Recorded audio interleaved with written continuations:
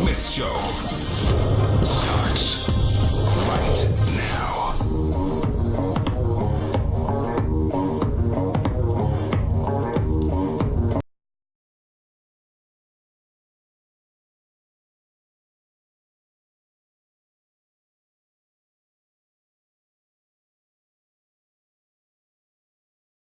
With you for the next hour, SiriusXM Channel 80 as well. That's ESPN Radio on SiriusXM, plus ESPN Radio simulcast over the live national television airways of ESPN News. Number to call up as always is 888-SAY-ESPN. That's 888-729-3776. The Stephen A. Smith Show is being brought to you by mycomputercareer.edu.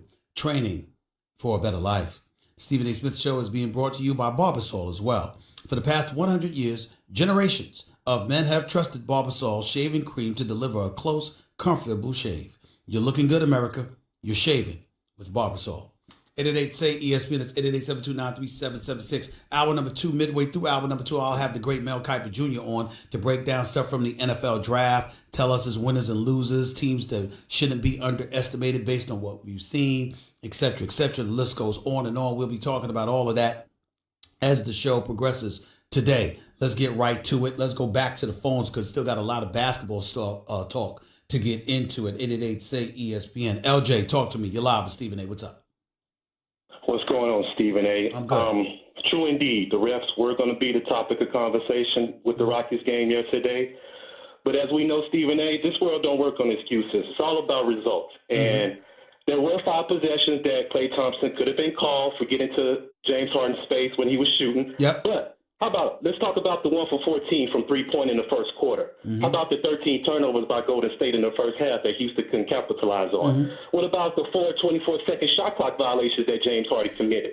What about Capella? Well, let me stop you on all of that. I do believe those are very valid and legitimate points, but I think it elevates in this level of value and legitimacy if we're talking about the Houston Rockets losing by 20 points or something. The final score was 104-100. There are ebbs and flows in every game. There are opportunities that are missed in every single game. That's the way things go. This was a tight watch. What about the fact that Clint Capella didn't do anything? They were a -7 with him, or -17 with him on the floor. What about the fact that Chris Paul scored 17 points, but they were a -7 with him on the floor? What about the fact that PJ Tucker went scoreless? What about the fact that Eric Gordon shot 4 of 13 from three-point range as well? So when you look at it from that perspective, there are an abundance of things that Houston could have done better, things that they didn't take advantage of, but also Steph Curry didn't have the greatest game in the world, primarily saddled with foul trouble. Klay Thompson, he easily could have been called for additional fouls, etc.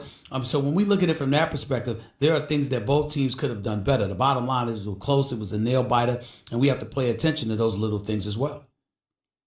Hey, I understand all that, but let me run this by you. Sure. James Harden, he depends a lot on that three-point shot, making the shot clock wind down to make, my opinion, he makes more bad shots than he does good shots. Why don't he penetrate in the lane and make a paint shot? Like a mid-range. Guess what? Yeah, but guess what? I can't blame James Harden for that nearly as much as I blame Mike D'Antoni for that. He wants those dudes launching threes, man. They launched 47 threes. They launched 25 more three-pointers than Golden State yesterday. Yeah, they did. D'Antoni wants that. Yeah, but he has to throw a wrinkle in the offense. It's playoff time, man. I mean, these coaches are going to buckle down on those, and he's going to have to throw a wrinkle in it. And I think James Harden can make those mid-range to keep that defense honest.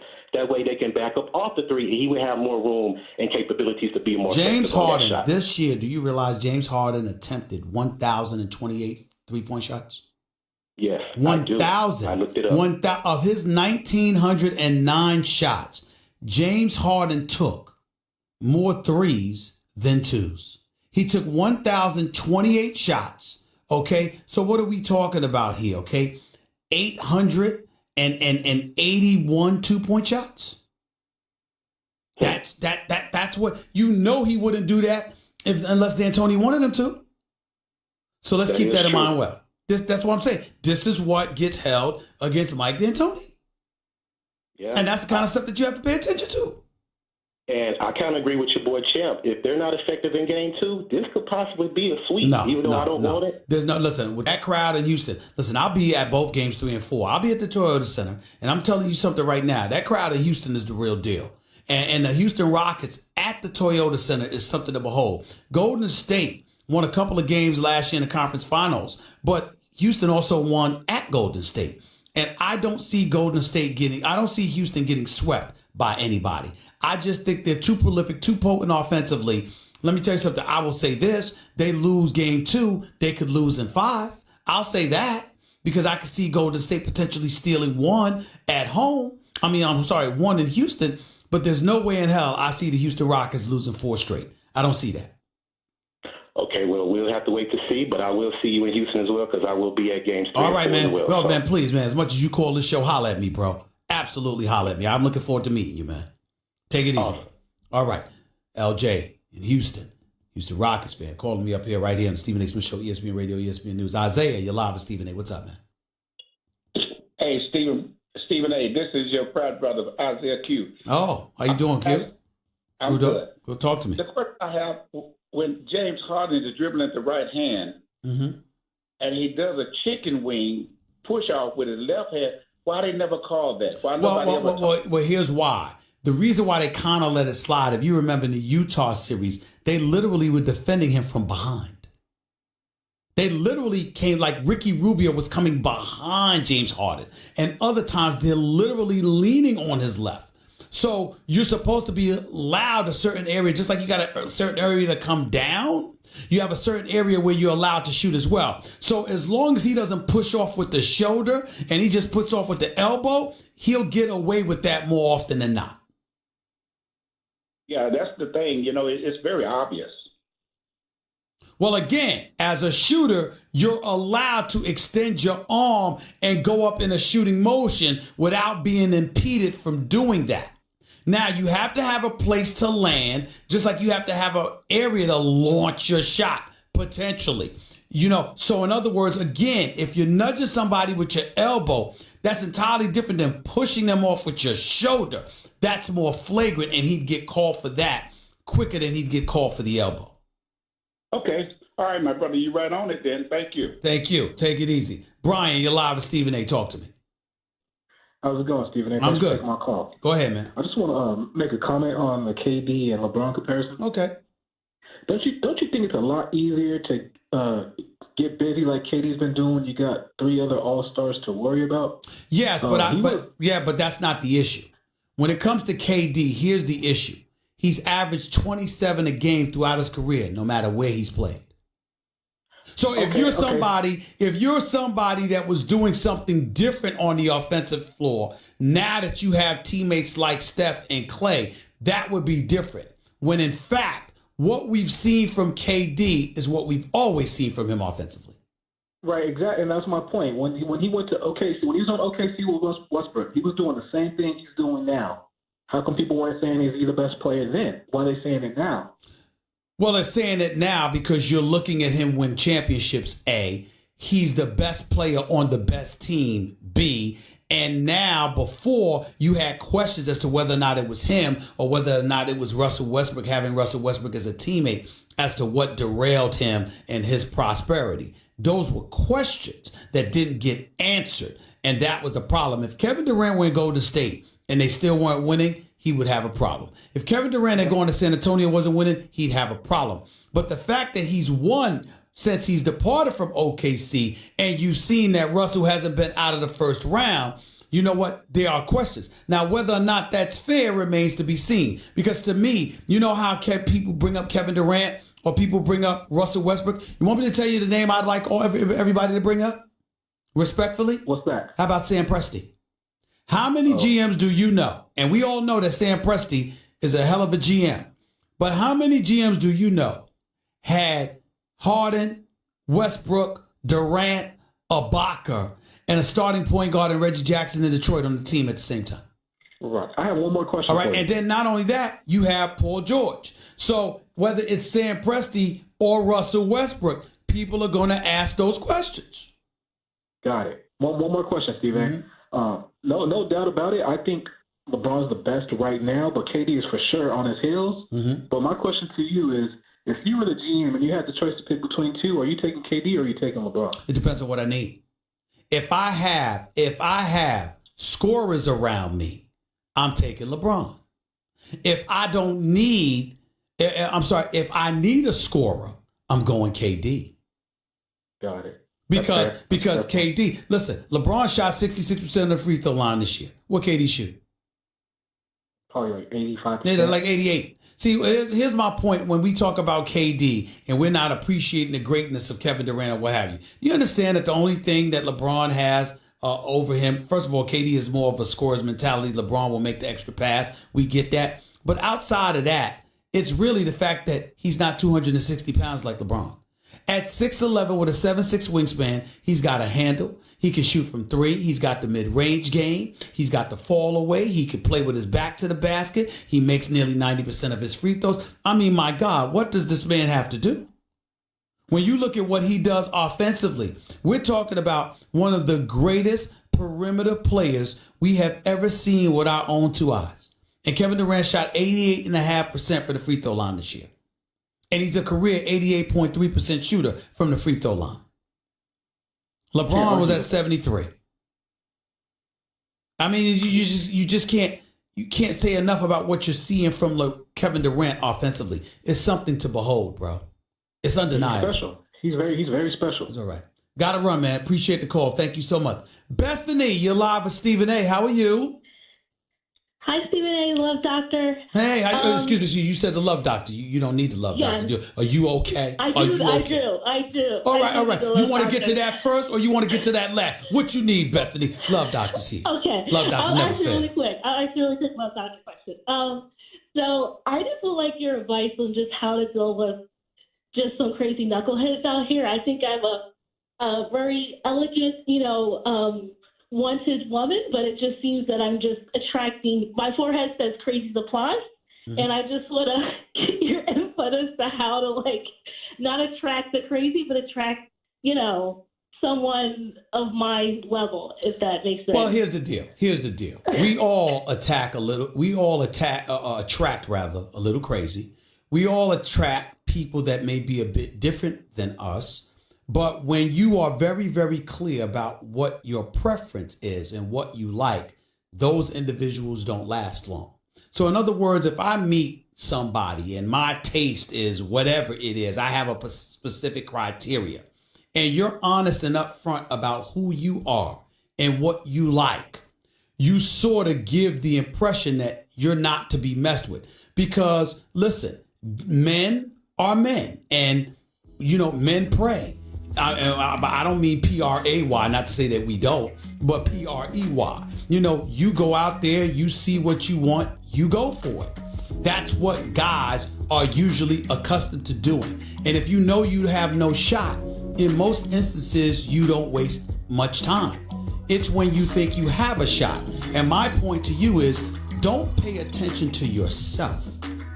Pay attention to him. You look in the mirror every day. You know exactly who you are. You know what you want. You know what you like. You know what you are and are not willing to tolerate. So you're very, very clear about that to yourself. So when a person shows you who they are, believe them. Don't question it. Don't think about changing them. Don't think about compromising yourself in order to get what you want down the road so you're willing to tolerate less for the immediate moment or anything like that. You know what your standards are.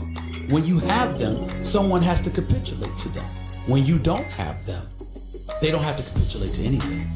You have to remember that. Got it. Is that good? Are you satisfied? Are you satisfied with that? I'm better now. All right. Now I don't mean this. Well, I was getting ready to say, now get on out of here. I'm the Love Doctor, because that's what Martin Lawrence used to do to close his Love Doctor segments on my all-time comedy show, Martin. But I'm only playing. But go ahead to your basketball point, Bethany. Okay, so I wanted to ask you about the Sixers game tonight. I'm just thinking, I guess, more on if they lose tonight or if they get swept, do you think Brett Brown should go? Because I'm thinking my inclination is yes. I mean, how he's using it, yesterday's or Saturday's game, how he was literally hovering around the 3-point area, which is frustrating. Like, he's a big man. Find a way to put him near the middle. The fact that he shot a 3, I think he made a 3, that doesn't mean that's necessarily a good shot. He should be in the paint. He should be utilized in the paint. Well, here's the deal. Getting so frustrated. Bethany, you're dissecting it a little bit too much. Clearly, Joel Embiid should be in the paint. But remember, he's a bit compromised because he's got that knee injury in his left knee. You also have to remember that he's going up against a big boy in Marc Gasol that he can't exactly back down because his lower extremities, his legs, are not as powerful enough to just push Marc Gasol back with him being compromised health-wise. Also, Kawhi Leonard has been giving it to them. He's 14-0 against the Sixers in his career. 4-0 since he's arrived in Toronto. They have no answer to him. He does what he wants against them. 5 for 5 against Tobias Harris. 5 for 6 against Jimmy Butler. But Ben Simmons had a better performance against them, but nobody is stopping him. They're going to have to figure that out. Then you look at Siakam, he's the most improved player. You look at their depth, their experience, their ability to defend. And let me tell you something right now. I think that the Sixers are going to lose this series in 5 games. And nobody's rooting for them harder than me because I know a lot of people that are attached to the Sixers organization that I love dearly, okay? But they're going to lose this series in my estimation. And if they don't take this 7 games, I think Brett Brown is going to lose his job. I think that he's going to be gone because I happen to know that there are already people internally that are questioning whether he's the right coach or not, but they love him. He's impossible not to love. He's a great, great guy. And he's a good coach who's weathered some storms during that whole nonsense of the process as coach of the Philadelphia 76ers. But the last couple of years, there have been some expectations. He has not met them. He certainly didn't meet them last year. And if they get annihilated by the Raptors, he will not have met them this year. You might not be able to beat the Raptors, but the Sixers definitely expect him to make this series competitive because you have enough weapons as a coach to make necessary adjustments and to make this series more competitive. And if you don't do that, I think they're going to be looking for another coach. Got it. Thank you so much. I got to go, Bethany. I appreciate the call. Thank you so much. Let's go to Joe. You're live with Stephen A. What's up? Talk to me, Joe. What's good, Joe? What's good, Stephen A? You're Joe, but go ahead. Joe, are you there? Joe's gone. I don't know what happened to him. I'm sorry. Wesley, you're live with Stephen A. What's up? Stephen, how you doing? It's been over 10 years, man. I don't know if you were there to see my Uncle Cleo Hill. Oh, okay. A tribute to him that Winston-Salem did. Yes, sir. Also, his son is now the head coach. I hope you support him. But I hope I support you. I hope I support Winston-Salem State? You got to do your research, brother. I'm a big supporter of Winston-Salem State, but go ahead. No, I'm glad you are. His son is the coach now. I know. I just wanted to let you know that love what you did, love what you're doing, but hey, we got to go back to the old school. Back in the day, we used to play this thing on the blacktop, 1, 2, 3, jump. All right, I saw Al Horford give the guy from Greece, because I'm never going to say his name. Giannis Antetokounmpo, the Greek freak. No, go I ahead. ain't going to say his name. Well, you can say the Greek freak. You can say the Greek freak. He ain't no freak. Oh. I like what Champ said. Champ said he's what 2.0 of Amari. Okay, and I give Champ. Well, we did like Amari Stoudemire a little bit when he was in Phoenix now. And we did like him a lot. Amari made big shots in Phoenix. This kid can't make big shots. Okay? And like I said again, I saw Al with his rickety legs jump up, palm the ball, and bring it down. And what the kid do? He did a Joe Frazier. His legs left him, and he fell down. Get in the weight room, and you're going off the hype. ESPN, TNT got to hype the kid. He's not where everybody thinks he is. Time. Calm down. Hold on. He did average 27 a game, 27 to 13. He's not a scrub. And when you talk about the weight, yeah, he can improve. You do know that he put on 51 pounds of muscle since he came into the league. He's not there yet. But let's not talk about him in disrespectful tones. When you consider where he was to where he has gone, how ultra competitive he is, how much of a rough rider he is, he wants to go against the best. He don't want to join them. His game continues to improve year after year after year. He doesn't take a step back. He's not there yet, but let's not talk about him in such disrespectful tones like this brother ain't that. The Greek freak is something special. He just might not be that dude yet. Relish off the burger, okay? I didn't hear you. His game is like relish. You could go ahead and move the relish off the burger and still eat it, okay? That's how his game is. let me just say this, though. They talk about the kid from Denver. Hey, he ain't nothing but a version of Bob Lanier, okay, Willis Reed, the big center they have in Denver. He ain't nothing but a version of Bob Lanier who can... Well, they're not talking about him on that level. They're just saying he might be enough to beat Portland. Okay, well, he's going to need Mary. He's definitely going to need Mary and the rest of that staff because that big old chunky boy can't do it by himself. But like I said, he ain't no better than Bob Lanier, Willis Reed, or Elvin Hayes. I got you. Okay? I got you. I got to run, Wes. I appreciate the call, Lo. Thank you so much. But I got you. I understand where you're coming from, bro. Let's go to Keith real quick. You're live with Stephen A. Talk to me, Keith. Okay. Keith, real quick. Go ahead, bro. Yeah, Stephen A. Go ahead. I want to hit on the fact that I listen to you, Max Molly, every morning religiously. Thank you. Okay, and I heard you talk about Harden and Green.